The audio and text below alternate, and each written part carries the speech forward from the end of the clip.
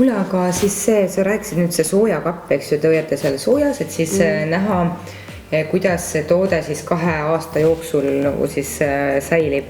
Aga 6 kuud peame hoidma, jah. Ja 6 kuud peate hoidma, et näha, kuidas ta 2 kuud siis säilib. 2 aastat. Mida 2 aastat säilib. Aga nüüd kodus, minu meelest see on väga hea küsimus, mis mul praegu tuleb. Kas me peame hoidma kreemi külmkapis? Või ta saab ennem juba otsa ju? Ta saab ennem otsa lihtsalt, erinevus on selles, et tihtipeale sa ei osta seda kreemi kohe esimesel päeval, kui ta tehasest välja läheb, et ta on juba seal poes seisnud. Külmkapis ei pea hoidma, aga külmkapis on mõnus hoida. Eriti mingeid selliseid neid, kellel on punetav nahk või nagu tekib see kuuma tunne hästi kergesti. Veel on silmaasju on hea hoida külmkapis, sest see võtab seda turset maha, aga otseselt ei pea. Ja näiteks meil on üks kreem, mis on see antireedneskreem, kus me ütleme, et ärge pange külmkappi. Tõesti? Ja sellepärast, et need teatud, kui sa külmutad mingit komponenti, siis võib juhtuda see, et sul teatud komponendid hakkavad nagu kristalliseeruma seal sees. Et igat kreemi ei olegi üldse hea, aga meil on selle kreemi peale pandud see temperatuurimärk, et inimesed saavad nagu vaadata, mis vahemikus seda on hea hoida. See on küll väga hea mõte, sest mingi vahe oli see jube popp, et kõik, mis sul on, pane kõik külmkappi. See oli küünelakid, kreemid, kõik asjad, eks. Meil on huvitav Rutt ütleb, meie siis Chemifarmi omanik, eks ju, ütleb, et kõige parem test on ikkagi sauna panna ja vaadata, et kui kreem ikka saunas hakkama saab või vastu peab, et siis on et seda, saun muidugi ei ole säilis koht, aga enamus hoiab vannitoas. Hea, kui otsene päike ei lähe peale, aga muidu seal väga nagu hullu ei saa. Kes natukene ikkagi juba, ega see toitu ei jäta ka kapi peale päikese kätte, kes natukene juba seda moodi mõelda oskab, siis juba saab isegi aru. Aga siis on üks, mis ma veel tahaks rääkida, on silikonid, mis mulle tegelikult silikonid on väga kõvasti edasi arenenud. Ma tean, et igatahes silikoni ma enda peale määrida ei taha, aga kui sa tead midagi uut mulle rääkida, siis tore. Ja ta hullult palju edasi arenenud ja jällegi kõik silikonid kindlalt ei ole halvad, aga miks ma ütlen, et vaadake, et teie seerumis ja teie päevakreemis ei oleks silikoni, sest kui me nüüd jälle hakkame mõtlema, seerum läheb kõige alla, kui juba selles on silikon. Me paneme peale kreemi, selles on silikon. Nüüd paljud panevad meigialuskreemi, milles kindlasti on silikon. Absolutely, nagu kindlasti on seal silikon. Ja siis sa paned jumestuskreemi ja seal on ka silikon. Enamus jumestuskreemides on silikonid. See on selleks, et nad nagu teevad selle nahapinna hästi siledaks, et sul jääbki see ilus, see nagu klaar, see ühtane jume. Jumestustoodetes on jumala õigustatud. Pluss silma nendes peitekreemides ka, sest et nad ei lase minna sellel kreemil sinna kortsu sisse.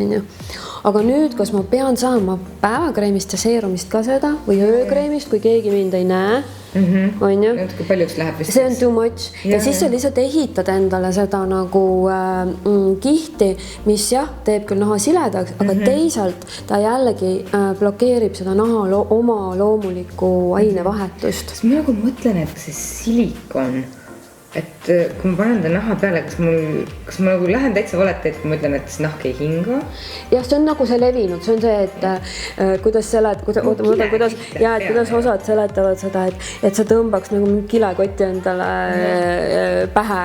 Ja täpselt mõtlen sama. Aga see pole nii drastiline, sest neid silikone on erinevaid ja nende kvaliteet kõigub väga palju ja tegelikult seda silikonide tootmine ja tööstus see ka pidevalt areneb.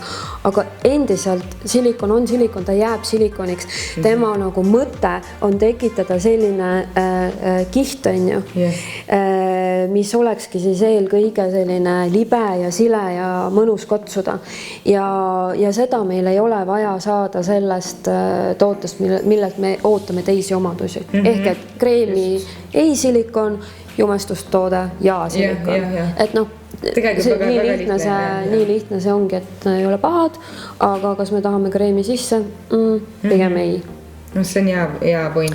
Ja silikoni tunneb ära sellest, kui inki listi lugeda, ta ongi kas silicones või dimetikon hästi metikone, et kõik sellised kone lõpuga, siis kone mitte nagu kone nagu ka, eks ju, vaid nagu CONE, kõik need lõpuga tavaliselt on silikonid. Ma mäletan, sa ükskord ütlesid mulle, Barbara, vaata enda kreemi pealt, kas seal on konelõpulisi asju. Ja, just, et see on nagu, see on kõige nagu lihtsam on ju, et noh, neid on nii palju erinevaid.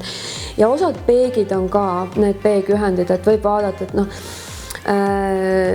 need osaliselt käituvad ka kui silikonid. See peeg on nüüd see nagu reaalselt PEG. Ja neid kasutatakse muudel otstarvetel ka. Ja siis on kreemides veel, eks ju, paksendajad, emulgaatorid, aga noh, neid nagu välja ei saa jätta. Sellepärast, et kui sa ei pane emulgaatorid, siis sa ei saa vett ja õli omavahel kokku panna. Ja kui sa ei pane paksendajad, siis ta võib juhtuda, et sul toode voolab näo pealt maha, eriti kui on tegu külmsegamiskreemidega. Ja looduskosmeetika puhul see külmsegamine, meie ka teeme külmsegamist, see tähendab toatemperatuuril toote kokkusegamist. Looduskosmeetika puhul see on hästi turvaline, sest siis sa ei manipuleeri nende temperatuuridega vitamiine ja muid loodusest selliseid häid aktiivaineid.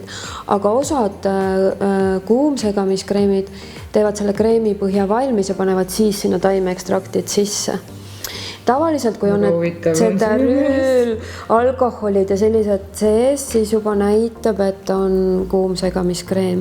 Mida pikem mingi nimekiri, siis on suht koht kindel, et on kuumsegamiskreem. Ja tegelikult enamuskreemid ongi, et see külmsegamine on nagu palju suurem mängimine ja kõik komponendid ei sobi sinna.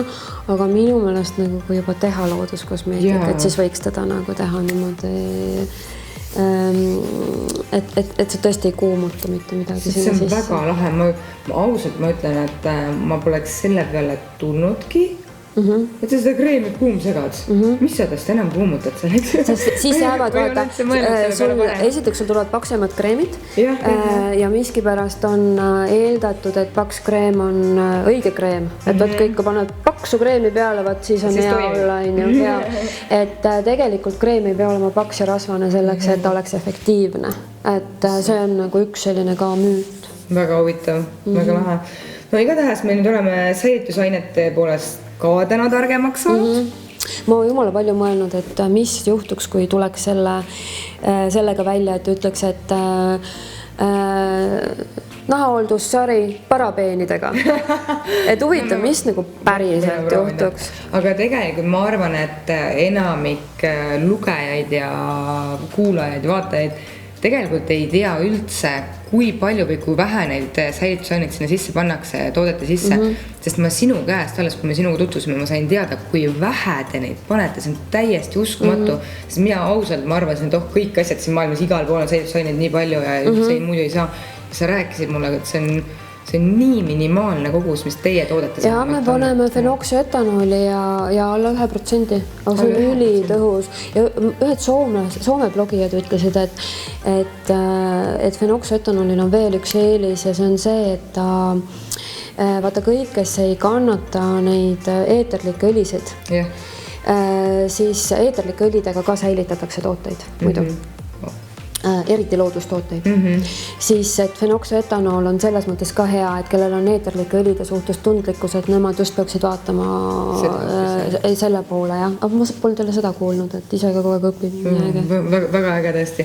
Kuule, aga siis järgmiseks korraks järgmised teemad jälle ja paneme selle praegu lukku siis ja muudkui kuulake ja õpetage ka teistele, mida te siin olete kuulnud. Ja lugege blogist, kui tahate nagu täpsemad ja vaadake ja soovitage sellepärast, et mis me siin ikka räägime, kui keegi meid ei vaata ja keegi neid tarku õpetussõnu ei kuule.